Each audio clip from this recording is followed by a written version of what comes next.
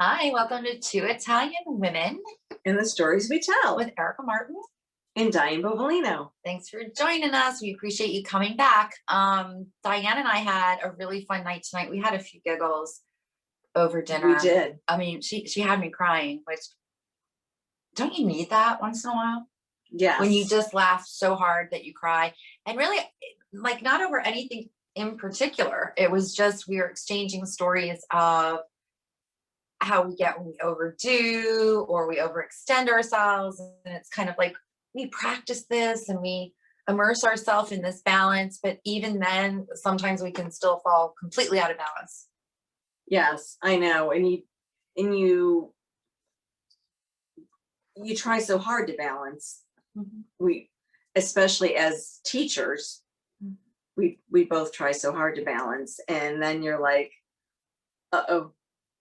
Yeah, and we try to check in with each other, and thank God that Yeah. the one thing we've learned is how easy it is to get out of balance, because there's just so many push and pulls in different directions and needs of so many people, whether it's your work or your clients or your family or your children or your elderly parent. I mean, there's just so much, and it's like a flooding that happens. You just can get over inundated with the demands and needs of others. And as an empath, which we've talked about quite a bit, it's like it's so easy to push your needs aside when you're feeling someone else in distress, or if they're disappointed, or there's a long litany of things. But Diane and I were recapping all the things we got involved in the last 2 months, and we were like, Yeah. well, no wonder we're exhausted, or no wonder we just needed a night tonight of just being silly and mindless and exchanging stories, and that's exactly what we did, and we had a really good time, I think. And then as an empath, I get so excited. So when we started birthing, I call it birthing the podcast, I just get so, like, I put myself into it, my energy, as we talked about. Mm-hmm. And I know for us, it's been going on since December. The concept. Yeah. The conception of our baby happened, but the birth really took place in July. When did we kind of come, or August, I guess, is when we had our actual launch. Right.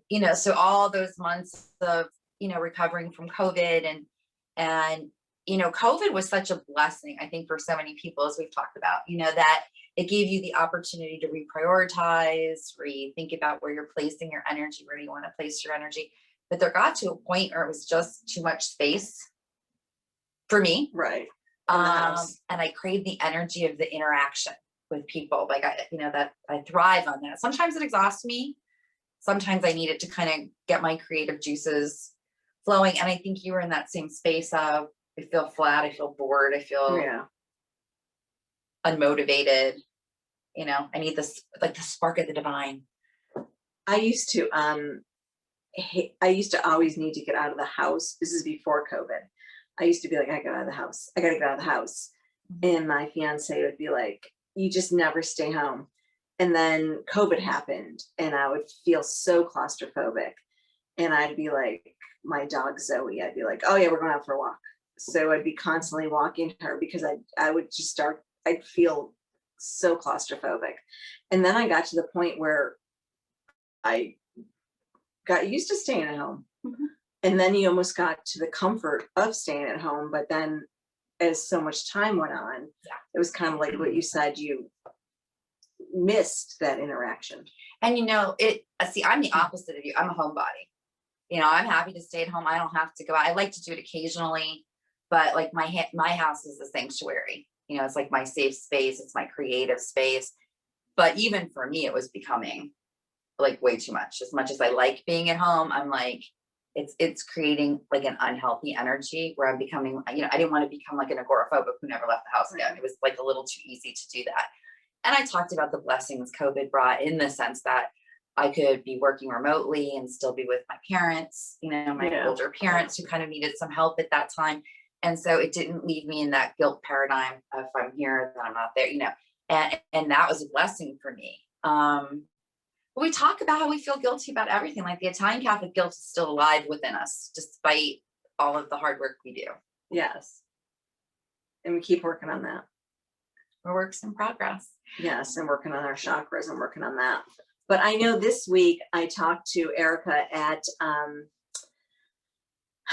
dinner, before dinner, lunch, whatever, kind of like late It was a very long afternoon. afternoon. Yes.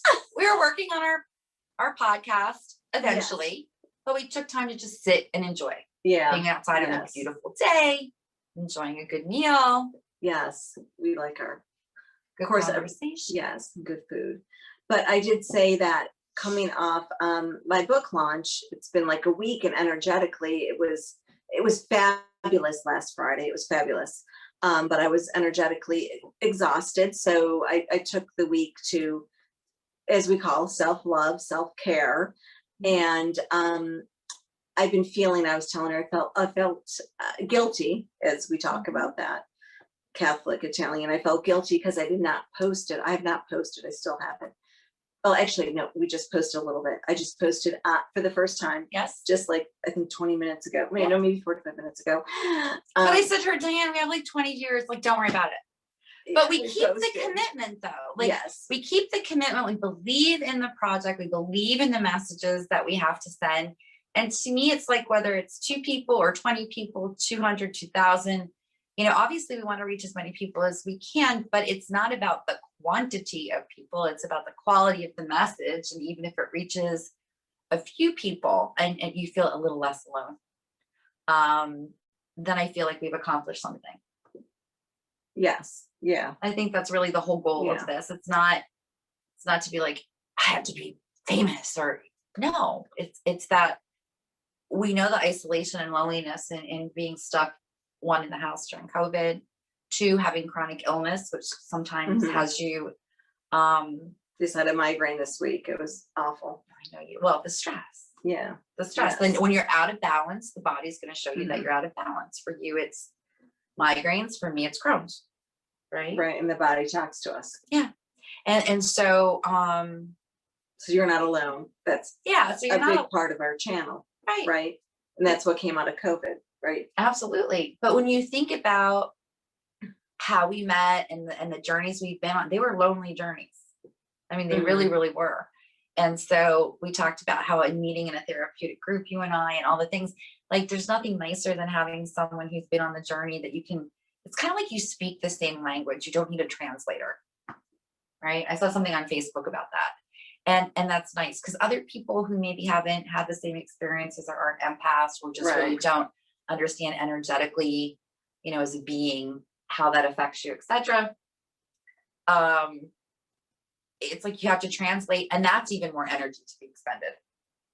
Right. And you only have so much energy. Just like we were talking about, if you go for me, if you go to a healer, you're a healer, a counselor, and they haven't quite been in the shoes that you've been in. And I know this week I've talked to somebody who's been through, anxiety, depression, and I'm like, oh, I understand all those things, been through them myself. Or talk to somebody who's been through breast cancer. So when you've been through somebody who's been through all that, it's like you said, they don't have to really, I understand everything. So when you're with somebody who's already been through that as a healer, I get them, and they don't really have to speak it as much. Yeah. Like, they don't have to explain what it was like going through breast cancer. You know that. Right. Like, that's an unspoken bond. Right. Exactly. But it goes back to how we began this, like that balance part. Like, sometimes we take on too much. We feel the guilt. We want to please everyone. We don't do everything for everyone. And it's like, you asked me, does your life ever truly seek a state of balance? Yes, I did. We were talking that before. I don't know. Perhaps our job is to prioritize and then keep those priorities as the focal point and not allow all the other distraction and noise and stories. Yeah, I agree. To kind of get in the way. But is it going to be in a perfect state of balance always? Well, I don't know. No. Yeah, I don't think so. Too many things in life are going to happen to disrupt the balance. I guess it's our job to try and stay in that balance regardless of what's coming up. I don't know. What are your thoughts on that? Yeah, that's what I think. And I think for me, it's like listening to your body, and when you feel like it's out of balance, it's, like, I took I took the last week to rest and, not put energetically out on, social media, or Mhm. slow down a little bit this week. And But it's hard to say no. yeah, I don't like that word. No one likes that word. Like if someone asks you to do something, you can't just say, oh no. Like at least in my mind, it's always been like I've had to come up with an excuse or it had to rationalize. I can't just say no. Yeah, I don't really know if, especially as girls, I don't really think you're trained to say Mm-mm. no. Guess it depends on your situation Right, and how you're yes. raised or culturally, but not in our culture. We were more Hmm. the yes people, right? Hmm. I think I talked about one time like how my grandfather would sit down at the table, and if there wasn't a spoon, every woman at the table would like jump up to get it. And I'm like, what is going on here? But before, like when I was younger and someone would like maybe I just didn't know how to set a limit, right? And I couldn't say no. I didn't want them to, to ever be disappointed, God forbid, or not be pleased with me in some way. So God knows the stories I would make up. Like, oh, hey, could you do this to me? I couldn't just say, hey, I'm overloaded. I Hmm. really got too much. I'd be like, well, my aunt's uncle's cousin's sister is having baby shower and I need to knit a sweater. And like, I would go, why? Because you're so intelligent, you crafted up an awesome story. But that's a lie. But it's a really good story. You have to give you some credit for that. Well, I don't think I want to get credited as being a liar. But Well, liar's a strong word. Let's not use strong words. it was a lie. I It don't was like a flat strong out words. lie. And that's what I used to do in my younger years to avoid disappointing someone. Right. And a lot of you may struggle with the same or have children struggling with the same. Like people will lie for like usually one of two reasons. One is they're trying to safeguard from the shame of what they just did and they just can't own it. Two is because they're trying to please someone else and they don't want to disappoint them, and young kids Yeah. are always lying. They go through that phase, right? And you're like, well, why did they do that? They don't want the parents' disapproval. They don't want to see the parent upset with them, right? Oh. So for me, it was like I couldn't just say no. I always had to find a reason that was like valid. And maybe having to knit a sweater for Joey's uncle's festers, whatever, and I'm thinking to myself now how sad that actually was, that I couldn't just say, I'm overwhelmed. I have a test tomorrow. I'm studying. I got other responsibilities. Like to me, doing it for myself wasn't acceptable. I totally understand that though. Yeah. So to me, it wasn't a lie because you just didn't, at the time you weren't healthy enough to understand that. Well, okay. That is true. I was not healthy enough and I lacked the skills to be able to speak my truth in a way that was appropriate. But it was I mean, it didn't come from a toxic, unhealthy place. It came from a place of not wanting to reject someone else or hurt someone else's feeling. But like, okay. So we can say that came from, love. Mm-hmm. You didn't really sit there methodically and think I'm going to lie. No, but it was easier than explaining that I needed something. Yes. Or that you needed something and I couldn't deliver on that for some reason. It was like, if there's a circumstance. Then you put yourself above someone else. And it's like, that's right. Like, we don't think we can do that. Mm-mm. Mm-mm. And it was also like, if there's something outside of myself that's responsible, like, oh, I need to babysit my little brother, or I have to go to this event, then it was like, it wasn't my fault. It wasn't happening. Okay. Yeah. No, that makes total sense. I'd love to hear from you guys out there if this is making sense to you, because it makes sense to me totally. Now I look back and go, oh, that poor unhealed kid, teenager part that just couldn't say this is too much, or I just really can't do it right now. And I struggled with that, not the lying part, but the setting limit part until well into my 30s, early 40s. Oh yeah. I could do it with my clients. I could set boundaries with my clients because that was my job to do it and they expected me to do it. But friends and no, forget it. Okay. How about relationships, Diane? Oh, we're gonna go there. We're gonna go there. Oh, I We've don't had a know. lighthearted. I'm thinking, what's the time here? Here we Okay, go, I'll play for a little bit. I'll play along for a little bit.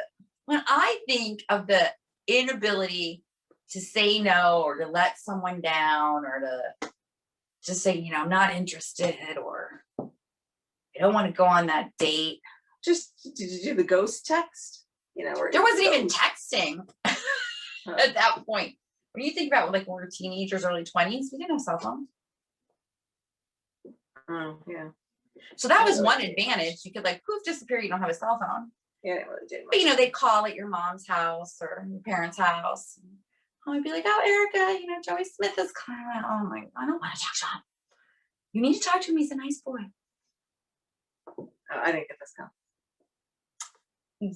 I did not. No, I didn't. I don't have these stories. Oh, yours came a little later. Don't have these stories. She's a good man. No.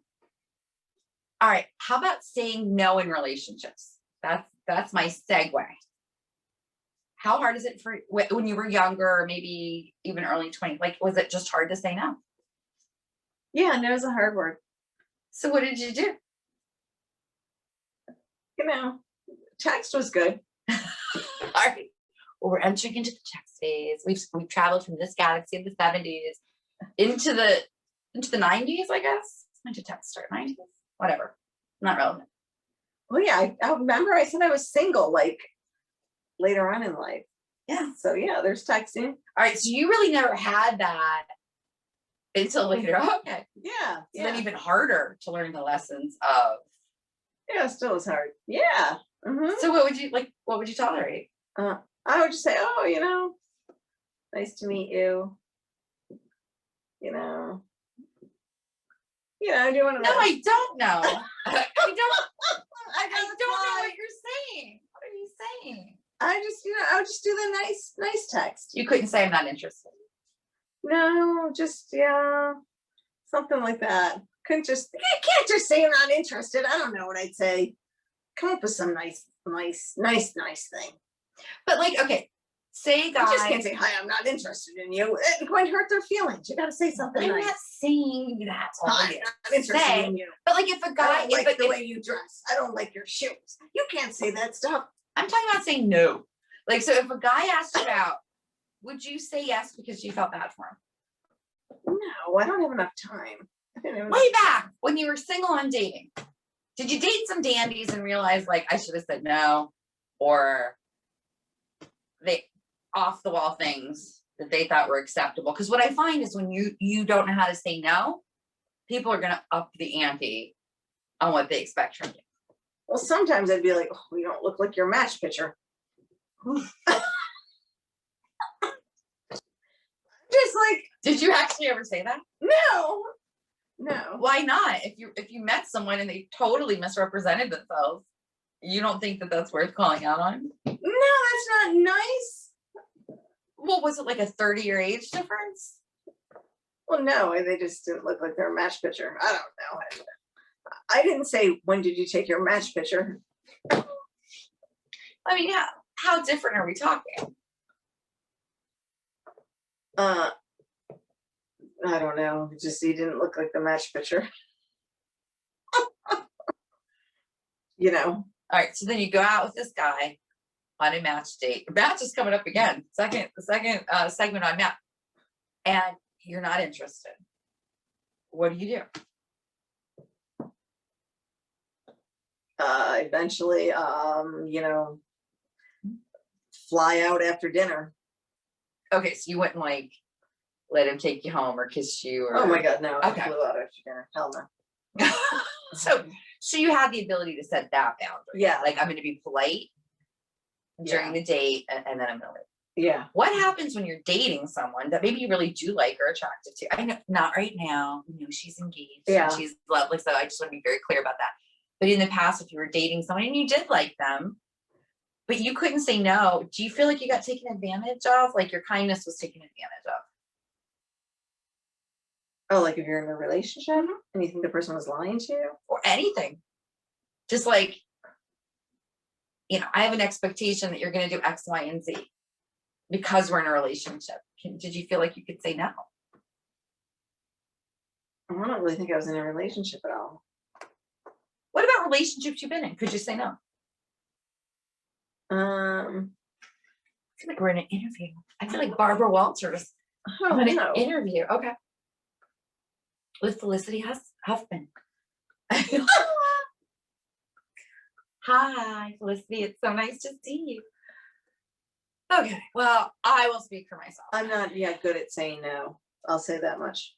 I'm getting the gist of that. I'm getting the basic gist of that.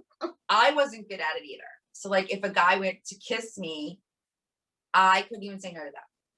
Even if I didn't want to, I'd be like, and try and have an exit strategy. If someone asked me on a date, I couldn't say no. And then I would pursue, and we're talking about much younger, right? But I would go out with the guy. And then the whole while I'd be bitching about how I didn't want to go out with this person, or how did I get roped into this, or how am I going to the dance with them? And I think back now, like how horrible to that person. It would have been much kinder. And I hope that they never knew I did that, but how much kinder it would have been to just say, I'm sorry, I'm interested in someone else, or, I'm really flattered or whatever. And so now I've learned that saying no is sometimes a much kinder thing to do. And not just about, I just think about relationships. Like when you're really connected to someone or you love someone, I think back to the things I was willing to accept or allow. It's like the threshold of crazy, given all the craziness we've lived through, an addiction, or it's like, we have a higher threshold than most people about what we'll tolerate and allow. And sometimes partners or even good friends will take advantage of that if they know you're tenderhearted and you have a hard time saying no. Yeah, I agree. I mean, things I've signed up for, I don't even want to get into it. They were pitiful. And I look back now and I'm like, how many years of my life did I spend in servitude to other people's whatever, just because I was afraid to say no. Because we're people pleasers, or we were. I mean, it sounds like some of us still struggle with this a little. Who? I don't know. Who? Not you. No. Not me. But they did a study. This was several years ago. I remember teaching a class on drug and alcohol abuse, and one of the classes was like for early teenage and early adult intervention. And the statistics, at least in the state of Maryland at the time, were that women who had been raped or sexually assaulted said intuitively they didn't feel right about the situation or the person, but because they had the inability to say no, right, because they didn't want to be rude, right, they ended up in this situation. So to me, like helping everyone is so important. Helping women learn to be able to say no and set those boundaries. Just knowing that, just that one tidbit of statistic is so important to get that message across, that we found ways to like try and wangle our way around it, dysfunction, but the truth is the truth, right? And living your most authentic life is so important. Oh yes, I can see that statistic, unfortunately. Yeah, I mean, it's just like, and I can remember friends of mine being like, that guy creeps me out or whatever, and then you hear like something later down the line, and I'm like, you really got to honor that intuition. I had some friends, I'm blessed, that were like, had no problem saying no. Like if we were out or we were having dinner, like this is in our early 30s, maybe, it's a girls' night, I would always be nice, even when the guy was a jerk. How they come up drunk. I feel like I can't hurt this person's feelings. I don't want to be rude. I'll be kind. And my friend would go, hey, we're having a girls' night. You mind? We didn't invite. And I'd be apologizing. She's like, why are you apologizing? They're being rude. They're drunk. We don't want them, and I'm like, you're right. And the longer I go, I'm like, what? I wish maybe I had a little, maybe not to that degree, but a little bit more of the chutzpah she had to be like, I could never do that. Good for her though. To this day, can you do it? No. I think I could. Softer version. Softer version of, hey, I'm here with my girl. We're spending a nice time together, appreciate the attention or something, but